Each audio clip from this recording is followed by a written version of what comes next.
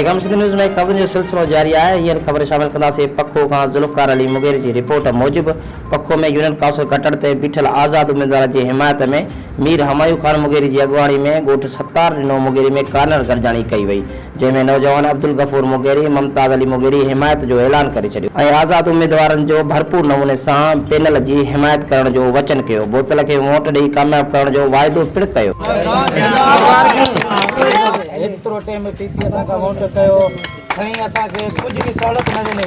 बदिरान बि पाण, छोड़ान बि पाण, दलील बि पाण कराइनि, खुआर बि पाण कराइनि, लेकिन इस तरह ताईं असांजे कंहिं बि वॾे कंहिं बि इहो न सोचियो त असां पीपी असांखे कॾहिं बि फ़ाइदो न ॾींदो।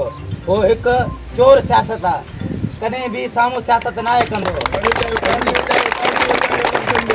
मीर साहब जो असांखे महिरबानी आहिनि, थोरा आहिनि, ग़म शादी ॾुख में हर वक़्तु असांखे साथ ॾिनो अथई। एसी ताईं कहिड़ो बि सियासत आहे, कहिड़ो बि आहे, कोई बि आहे, कहिड़ो बि क़ौम वारो आहे, असांखे अॼु ताईं साथ न ॾिनो। इहो मीर साहिबु असांजो वॾो हर क़ौम लाइ उथे थो, हर क़ौम खे साथ ॾिए थो। जीअं त असां हाणे ॿुधाईंदा हलूं, असांजो वोट जेको आहे सभु मीर साहिब खे आहे। असां हाणे बि ॾींदासीं, ॾींदा रहंदासीं, हमेशह ॾींदासीं, इहो ई नारो हणंदासीं, जीए मुगेरी बिरादरी।